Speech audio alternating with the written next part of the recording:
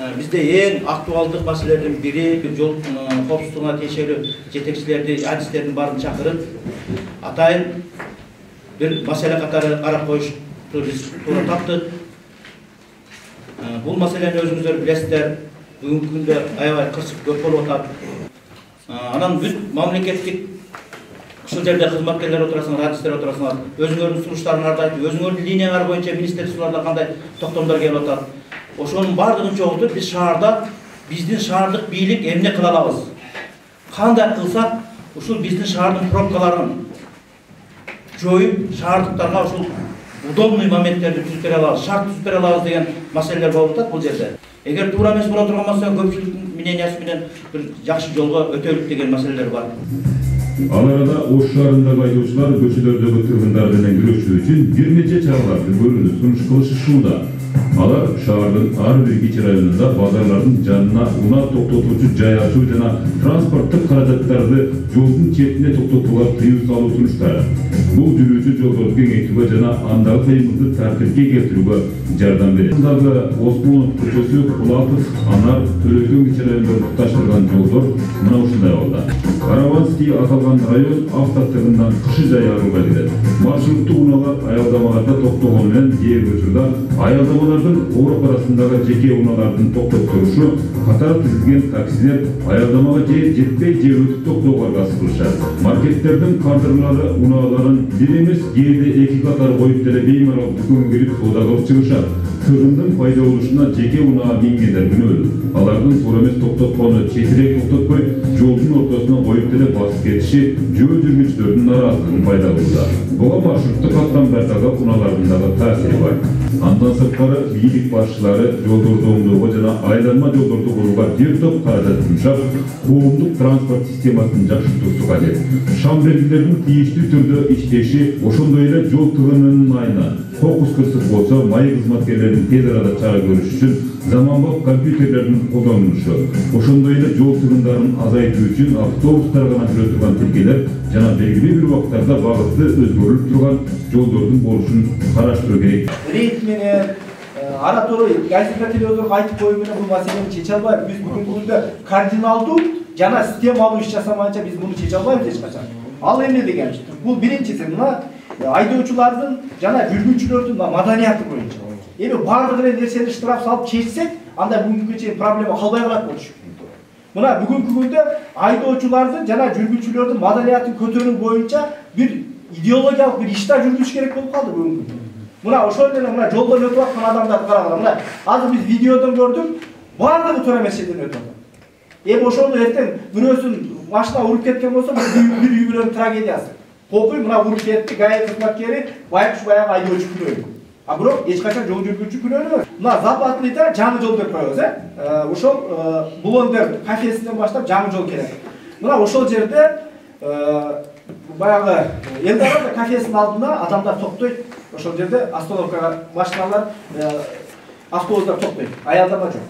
Андан бери келгенде Миллиондун алдында токтошот. Азия маркетинин алдында аялдама жок. Андан бери Черемушкага келип туруп, баягы областной роддомго бурулган жерде токтойт. Аялдама жок. Андан кийин бурулуп паркка бурулган жерде токтойт, аялдама жок. Бул эмне деген нерсе? Бул мисалы ал деген ал жерде турган адамдардын коопсуздугу, эгерде катадан келип, эгерде Кудай сактасын тормуз иштебей калса, баягы эсиңерде Черемушкада болгон бир комок полный кирип кеткен. Ошого окшоп ал жерде ондогон адамдын өмүрү кыйылат. Бул аялдама деген бул жөн эле көр же шаардын бир реклама илүүчү жай эмес. Ал жерде адамдын өмүрү турат, коопсуздугу турат. Андан тышкары биздеги аялдамалар бирөөсү да нормативке жооп бербейт. Себеби обоча кичине бийигирээк болуш керек жолдо. Келгенде бир бардыр болуп бир машинаны тозуш керек. Бүгүнкү күндө бизде андай нерсе жок. Ошондуктан мына мен тиешелүү кызматтарга айтат элем. Ош шаарындагы бардык аялдамаларды инвентаризация жасаш керек. Барын бар, жогун жок кылыш керек.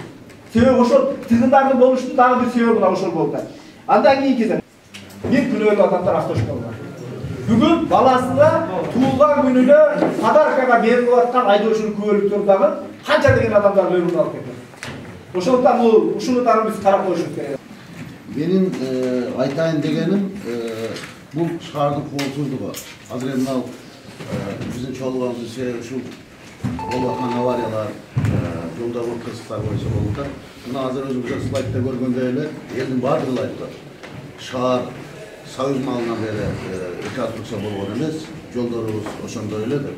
Эл билет, аябай так айтып атат. Бул жерде биздин баардыгыбыздын айыбыбыз бар. Азыр ГАИ келе жүктөп туруп, ГАИни дагы 300 жыл бергенибизде дагы ГАИ эчтекени өзгөртө албайт.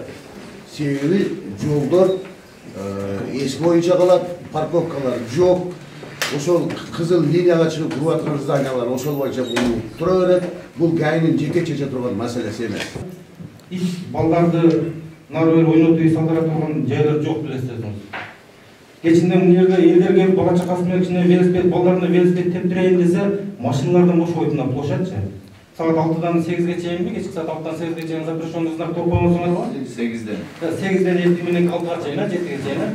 Именно ошол убакта келип алып мына жерде гонка кылып ойношот машиналардычы. Ушунчалык жаман көрүнүшкө түшкөн элесиз өзүңүз келсеңиз. Хотя бы шаардын тургуну катары келип ушул жерге саат 7-ден 10-га чейинби, 7-ден 8-ге чейин бала чакаңыз менен келип бир келип кетиңиз, тураңыз. Мен өзüm деле келем, экөөбүз келип ушул жерде бир жарым саат жүрөлүп велосипедде бала чакабызды айландырып мына жерде. Ошондо машина менен бала азыр мына жерден айнек ачып карасаңыз, чын десеңизчи, машиналарды айландырып ойногон издер турат мына жердечи. Ана экинчи маселе. Анау былтыр сай боюнда неме курулду го, велодорожка курулду. Ошол жерде нар жакта частын солдаттары, сотрудниктери именно велодорожканы неме кылып алышыптыр. Стоянка, парковка кылып алышыптыр. Шаарыбызда көйгөйлүү маселе. Бир маселеге мен көңүл буруп кетейин. Мына ушу келечек базардын алдында ушул мен ушу курулуш баштарынын алдына архитектурага. Ушул жерде түшкөн дом бар. Ушул домго жашоочулар эгерде бир жашоочу келип, кайсыл жерге парковка кылат. Ушул домго эмне үчүн парковкасы жок, уруксат берилген. Мейли курулуп калды дейли, бир какой-то бир мезгилде бир жетекчиликтин убагында курулган, уруксат берилген дейли. Пускай парковкасын чексин, подвалдын биринчи этажын парковка кылсын, анан кийин уруксат берилиш керек. Ушу архитектурага мен кайрылып кетет элем. Могу шайтөйгө түшүп атат дом азыр. Парковкасы кандай болуп атат? Бул жолго эле курулуп калды. Эртеңки күнү бизде ген планды өзгөртүп, жолду чоңойтуу маселелери болот. Бул бир маселе, ушуну жакшы карасаңыздар. Шайтөбө көчөсү азыркы күндө базарга айланып калды. Ош шаардык ички иштер башкармалыгы боюнча патрулдук мыйзамдын 2017 жылдын 10 ай ичинде жол кырсыгынын алдын алуу жана болтуруу максатында бир топ профилактикалык иштерди жүргүзгөн. Бул багытта сиздер койгон бүгүнкү актуалдуу маселе боюнча жол кырсыгынын алдын алуу жана болтуруу максатында биз Ош шаары былтыркы жылга салыштырмалуу былтыры 364 жол кырсыгы катталган болсо, быйыл 338 26 жол кырсыгына азайтканга жетиштик. Каза болгондордун саны былтыры 17 болгон болсо, быйыл 9 болду. Аны 8ге кыскартканга жетиштик. Жарат алгандардын саны болсо, былтыры 2016 жылы 458 болгон болсо, быйылкы жылы 2017 жылы 452 болуп 6га кыскарды. Ошондой эле көйгөйлүү маселе жаш өспүрүмдөрдүн катышуусунда жол кырсыгы 2016 жылы 86 болгон болсо, 2017 жылы 85, бирге азайтканга абада жетиштик. Каза болгондордун саны 2016 жылы 4 болгон болсо, 2017 жылы 1ге, ошондо 3гө азайган. Жарат алгандардын саны ушул багытта 83 былтыры 2016 жылы болгон болсо, быйыл 2017 жылы 95 болуп 12ге көбөйгөн. Көбөйгөнүн себеби автоунаалардын ичинде жанагы бизде жаш өспүрүмдөрдү же болбосо жашы жете элек өспүрүмдөрдү автоунаада жанагы ремень такпаган же болбосо өзүнүн тиешелүү жанагы отуруучу сиденья безопасности деп коет. Ошондойлорду колдонбогондуктан автоунаанын ичиндеги отурганда ошо автоунаанын ичинен жаракат алып ошонун себебинен көбөйүп атат.